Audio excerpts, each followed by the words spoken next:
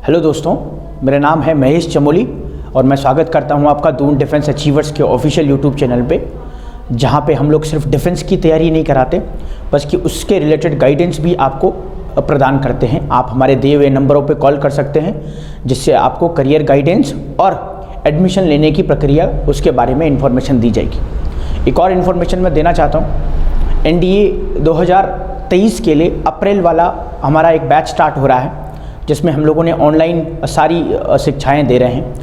अगर आप वो बैच ज्वाइन करना चाहते हैं तो अभी वो बैच चल रहा है, तो दिए गए नंबरों पे कॉल करके उससे रिलेटेड जानकारी ले सकते हैं। आज जो हम लोग टॉपिक डिस्कस करना चाह रहे हैं वो है देन और देन में। मैं बहुत सालों से अंग्रेजी पढ़ाता हूँ और अक्सर बच्चे मुझसे सवाल पूछते हैं कि सर डिफरेंस क्या है THEN देन में और THAN देन में। बहुत सारे बच्चों को पता भी होगा कि इन दोनों के बीच में डिफरेंस क्या है और बहुत सारे बच्चे जानने के लिए उत्सुक होंगे कि क्या डिफरेंस है। तो सबसे पहले तो देन के मीनिंग की बात करें तो THEN वाला जो देन है वो बताता है तब के लिए, और वो जो है समय के बारे में बात करता है। जैसे कि मेरे पीछे बोर्ड पे होगा, आइए जरा देखते हैं। एक तरफ है देन लिखा हुआ THAN और एक तरफ लिखा हुआ है THEN। ये जो THEN है ये समय के बारे में बात करता है। It will talk about the time and this will talk about when the comparison is happening between the sentences। जब sentences में क्या हो रहा है, कंपैरिजन हो रहा है, तो THAN हम लोग लगाएंगे। and when we are talking about the time we will use the THEN then। तो ये हम लोगों ने लिखा है टाइम के लिए then का यूज और कंपैरिजन के लिए THAN का यूज। कुछ हद तक तो हमें पता चल गया होगा कि भाई कंपैरिजन कब होता है और टाइम की बात कब करते हैं, लेकिन फिर भी थोड़ा सा और क्लियर करने के लिए मैंने यहाँ पे बिगर देन लिखा है, स्मॉलर देन लिखा है।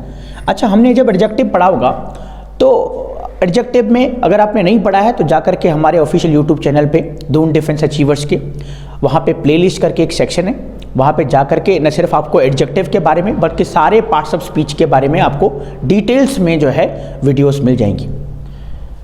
एडजेक्टिव का जो कंपैरिजन डिग्री होता है बिगर और स्मॉलर, उसके साथ हमेशा ऑब्वियसली बात है कंपैरिजन की बात हो रही है तो THAN वाला देन आएगा। यहाँ पे मैंने इसलिए अंडरलाइन भी किया हुआ है, ये A का डिफरेंस है, तो ये A है और ये भी A है।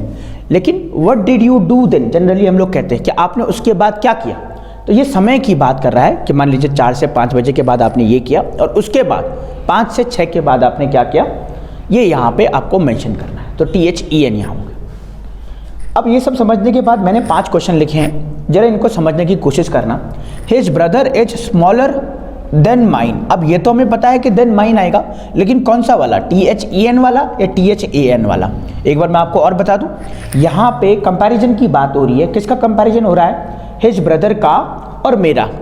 जब भी कंपैरिजन हो रहा होगा वहाँ पे 2 लोग होंगे, और जब कंपैरिजन नहीं हो रहा होगा तब वहाँ पे या तो एक होगा या फिर जनरली थिंग के बारे में बात कही जा रही हो।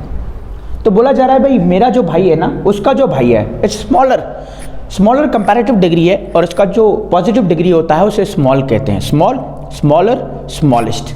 तो ये कंपैरेटिव डिग्री है, इसलिए यहाँ जो देन आएगा वो A वाला देन आएगा, THAN। मैं सिर्फ A लिख दे रहा हूँ क्योंकि डिफरेंस सिर्फ A और E का है। सेकेंड वाले पे चलना, व्हाट हैपेंड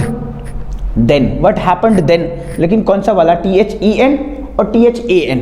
तो हमें देखना पड़ेगा तब क्या हुआ मतलब यहाँ पे कोई कंपैरिजन की बात नहीं हो रही है, यहाँ पे सिर्फ एक थॉट है, एक आइडिया है।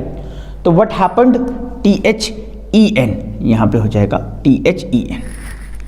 आगे कह रहा है my car is older than yours.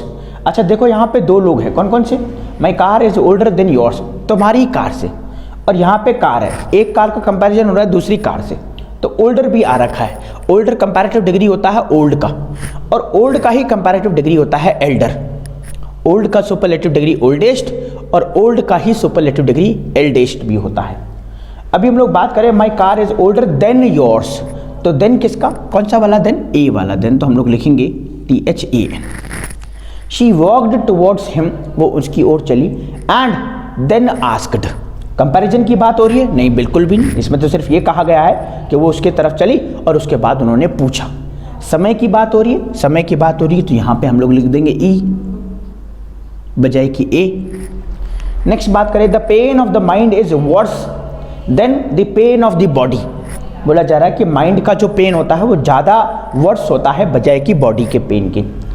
2 चीज़ों की बात हो रही है, माइंड के पेन की और बॉडी के पेन की। तो दो लोगों का कंपैरिजन हो रहा है, तो यहाँ पे THAN हो जाएगा। तो हम लोग लिख लेंगे the pain of the mind is worse than the pain of body. मुझे लगा कि ये छोटा सा कॉन्सेप्ट आप लोगों के साथ डिस्कस करना चाहिए। बहुत ही इजी कॉन्सेप्ट था, लेकिन हमारे एग्ज़ाम में ये प्रॉब्लम बन करके आ जाता है। नहीं भी आता है तो हम लोग जब इंग्लिश ग्रामर पढ़ते हैं या मान लीजिए कोई बुक पढ़ रहे हैं, तो जब भी THAN और THEN आ जाए तो आप उनको समझने की कोशिश कीजिए कि THAN और EN कहाँ यूज होता है। ऐसा नहीं कि हर टाइम आपको प्रॉब्लम्स ही आएंगी, हर टाइम आप spotting the error he solve कर रहे होंगे, ऐसा नहीं है। कभी आप हो सकता है कि अपने नॉलेज के लिए कोई बुक्स पढ़ रहे हो, कभी हो सकता है कि आप कोई न्यूज़पेपर पढ़ रहे हो, तो उनमें एरर्स नहीं होगा, उनमें सिर्फ आपको समझना है कि वो क्या कहना चाह रहा है। वो कब समझ पाएंगे? When you have the knowledge of making the difference between THEN और THAN। इस छोटे कंसेप्ट के साथ हम लोग यहीं पे रखते हैं। अगली वीडियो में हम लोग मिलेंगे, तब तक के लिए हमारे ऑफिशियल यूट्यूब चैनल को सब्सक्राइब कर लीजिए, लाइक कर लीजिए, और अगर आपको ये सारी वीडियोस हेल्पफुल लगते हैं तो अपने दोस्तों के साथ शेयर कीजिए। हम मिलते हैं नेक्स्ट वीडियो में, तब तक के लिए जय हिंद।